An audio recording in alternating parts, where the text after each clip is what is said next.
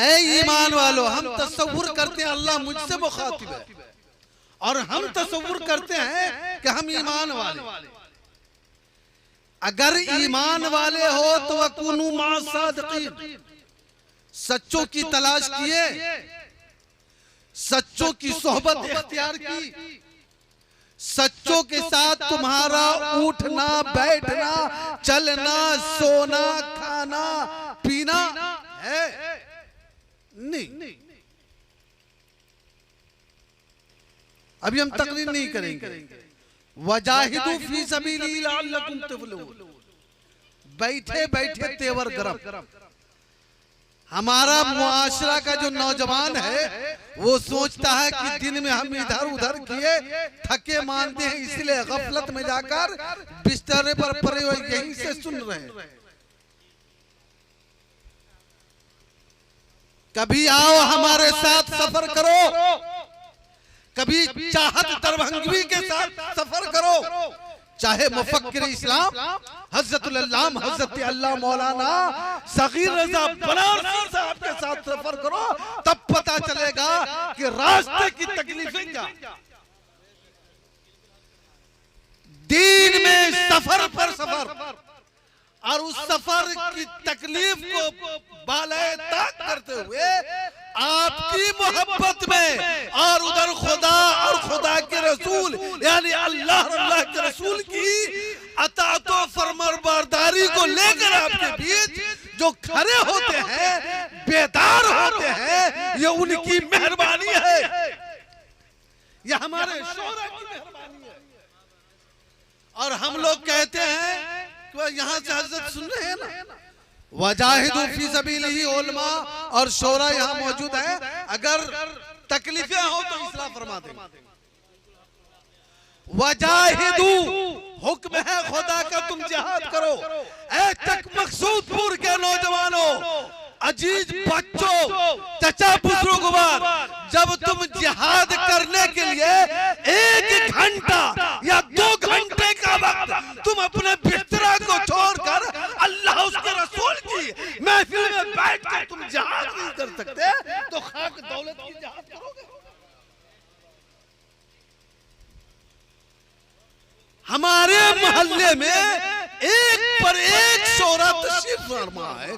हमारे मोहल्ले में हिंद के खतीबे दौरा, जिसे मुजाहिदे दौरा कहते हैं, हज़रत अल्लाह मौलाना सगीर रज़ा बनारसी का हम पर एहसान है कि हम एक आवाज लगाते हैं, वो लब्बैक कहते हैं।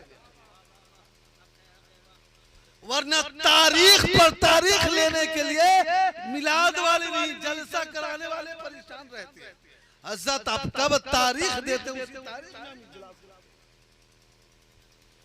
जब तुम 2 घंटे का वक्त जिहाद नहीं कर सकते तो तुमसे खाक तवक्को रखेंगे कि तुम दौलत की जिहाद करोगे।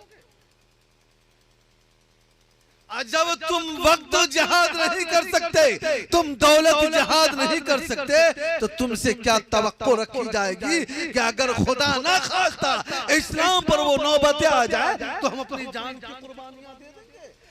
हम जैसे अगर नादा होते उस सरजमी पर तो मुंह फेर लिए होते। वो नवासे रसूल थे जो सर कराते, वो नवासे रसूल थे जो सर कराते। सिर्फ वाहवाहियत में हम खोए हुए हैं कि जो हम हैं सो हैं। तुम ईमान वाले हो और अल्लाह का ये लाख लाख शुक्र एहसान है कि अल्लाह ने मुझे ईमान वाला बनाया। जब ईमान अता किया अल्लाह ने तो ईमान के साथ शराइतें रख दी कि हमने तुझे ईमान अता कर दिया। अब ये मेरा हुक्म है कि तुम वकुनु मा सादिकीन, इन तरीकों पर रहो, इन तवक्कों पर रहो, इन जमातों के पीछे रहो, इनकी पैरवी करो। अगर इनकी पैरवी करोगे तो तुम ईमान वाले हो, और जब ईमान वाले हो तो मेरा डर तुम्हारे सीने के अंदर है। अल्लाह, देखिए हमारे नौजवान, कभी कभी वाद हो कहता हूं कि जब रात के 2 बज जाते हैं या 2:30 बज जाते हैं हजरत। जो इमामत पर फायज है उनसे पूछिए कि 1 घंटे की नींद हराम करनी पड़ती है। अगर कहीं सो गए, फजर की अजान नहीं हुई या फजर की अजान हुई और जमात नहीं हुई, फिर इमाम के साथ क्या होने वाला? आप ही का तेवर बोलेगा इमाम साहब हम अजान दिए, आधा घंटा इंतजार किए, आप आए नहीं। अल्लाह, उस वक्त वो जज्बा है, अल्लाह के उस जज्बे को भी सलामत रखे। लेकिन जब तुम कहते हो कि हम ईमान वाले हैं, तो तुम पर ये हुक्म है रब का कि तुम जिहाद करो। ये हमारे उलमा का हुक्म नहीं, ये रब का हुक्म है कि तुम जिहाद करो।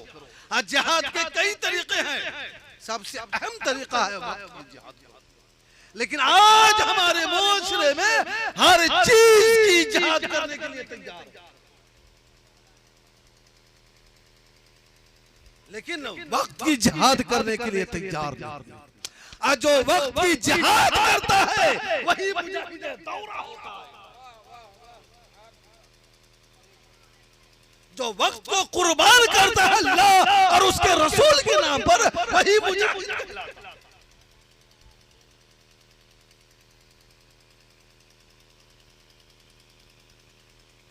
अगर मुजाहिद नहीं बन सकते तो मुजाहिद के नक्शे कदम वाला तो बन जाओ।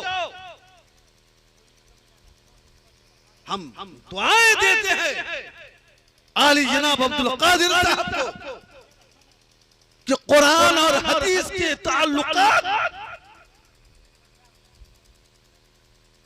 अल्लाह का ये हुक्म है कि अपनी औलाद को अच्छी तरबियतें दो। अल्हम्दुलिल्लाह उन्होंने अपने औलाद को अच्छी तालीम से रास्तों पर रास्ता किया है, और वो तालीम जो किताबुल्लाह है, जिस किताबुल्लाह को रट ले तो उसे हाफिज कुरान कहते हैं, और अपने लख्त जिगर परवेज आलम का हाफिज कुरान बनाया। अगर वक्त पड़ेगी इमाम का इंतजार नहीं किया जाएगा, अगर दुआ की जरूरत पड़ेगी तो किसी मोहल्ले के सूफी का इंतजार नहीं किया जाएगा। उनकी औलाद अपने वालिदैन के हक में दुआ करने के लिए हाथ उठा देंगे, ए बारी ताला हमारे वालिदैन की मग़फ़िरत फरमा। अल्लाह रब्बुल आलमीन, हम दुआ करेंगे, दुआएं कबूल हो ना हो उसकी कोई गारंटी कोई नहीं। लेकिन अगर औलाद अपने वालिदैन के हक में दुआ कर दे या वालिदैन अपने औलाद के हक में दुआ कर दे, उसकी फुल गारंटी अल्लाह रब्बुल आलमीन ले।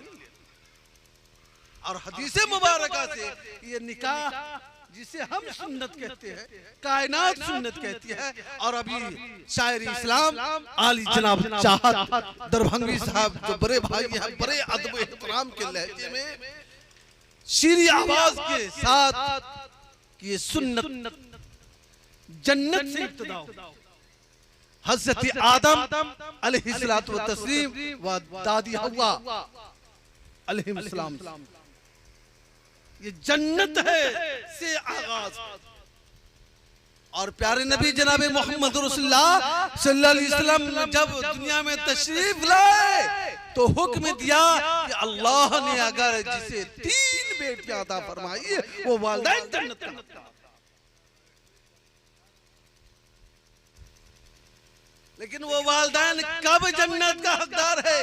जब अपनी बच्ची को शरीयत मुताहरा के दायरे में तालीम से आरास्ता पैरास्ता की, उसके बाद हद्दे बुलूगत को वो बेटी पहुंची और उसकी निकाह कर दी, वो वालिदैन जन्नत है। अल्लाह, और फख्र से हम लोग कहते हैं कि हम सुन्नत अदा करने चले हैं। तो हम तो आज दौरे हालात में देखते हैं, आप मुझे सुने न सुने, अल्हम्दुलिल्लाह ताजुश शरिया अलैहि रहमत व रिज़वान का फैजान यहाँ पर गरज रहा है, जो पूरी दुनिया को दिखा रहा है, पूरे हिंदुस्तान बिहार में। ये जो देख रहे हैं केवल ये अजहरी केवल है। और अजहरी किसे कहते हैं? अच्छे को नहीं मालूम, खाली सिर्फ नारा लगा देते हैं फैजान ताजुश शरिया जिंदाबाद। ये फैजान ताजुश शरिया का करम है कि वो वहां खड़े हैं, उनका फैजान और हम यहाँ बोल रहे हैं, पूरा मुल्क उसे देख रहा है। आप ना हो उसे मुझे कोई गम नहीं, लेकिन याद रखें जब भी अल्लाह और उसके रसूल जनाब मोहम्मद रसूलुल्लाह सल्लल्लाहु अलैहि वसल्लम के नाम से महफिल का इनेकाद किया जाए, चाहे एक मुकर्रिर आए, चाहे पूरी रात के लिए मुकर्रिर आए, जहां आप बैठे तो दिल जमाई के साथ बैठे, सुने तो जिस तरह सुनने का हक है उस अंदाज में सुने, अमल करें तो जिस तरह अमल करने का हुक्म है उस तरह से अमल करें। और जब अमली जामा हम पहनेंगे तब हम कामयाब होंगे, और जब हम कामयाब होंगे हमारी औलाद कामयाब होगी, और जब हमारी औलाद कामयाब होगी तो हमारी नस्ल कामयाब। वरना चलते चलते अब आखिर बात में एक बात कह देता हूँ कि हम चाहत भाई हम क्या थोड़ा सा खुदा से हटे, मोइनुद्दीन भाई हम खुदा से क्या बेखौफ हुए, थोड़ी सी बेपरवाह क्या हुए, क्या हो? हमारे बच्चों ने देख लिया मेरे रवैये को, मेरे रविश को, मेरे तरीके को, मेरे वालिद तो बेपरवाह थे, हम थोड़ा सा हटे थे, मेरे बच्चों ने उसे आधा आधा करके, जब साल 2 साल 5 साल 15 साल के बाद जब मेरा बेटा बालिग हुआ, हमने उनकी शादी की, अल्लाह की अता से उनकी औलादें हुई। जब उनकी औलाद को मैंने देखा, जो मेरे बेटे का बेटा है तो मेरा पोता है, पोते का मैं रवैया देखा कि हमने थोड़ा सा खौफ निकाला, मेरे बेटे ने आधा किया, पोता ने पूरा सफाया किया।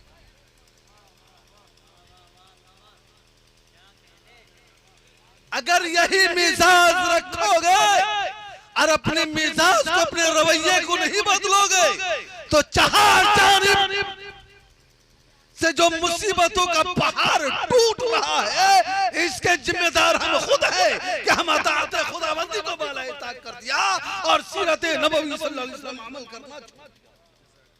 जब तक हम अताअत खुदाबंदी पर कायम थे और रसूल अकरम सल्लल्लाहु अलैहि वसल्लम की सीरत यानी उनके बताए हुए कौल और फ़िल पर अमल कर रहे थे, हम मगर पहाड़ की बुलंदी पर थे तो वहां कामयाब, जंगल में थे तो हम कामयाब थे, दरियाओं के इस पार थे तो कामयाब, दरियाओं के उस पार थे तो हम कामयाब थे। अल्लाह तबारक व तआला हमें भी और आपको भी सालेह अमल करने की तौफीक और रफीक अता फरमाए। आखिर बात चलते चलते कह देता हूँ, आप अक्ल व शऊर रखते हैं, अल्लाह ने आपको औलाद अता फरमाई है और हर वालिदैन पर ये जिम्मेदारी है कि अपनी औलाद को दीनी तालीम से आरास्ता पर,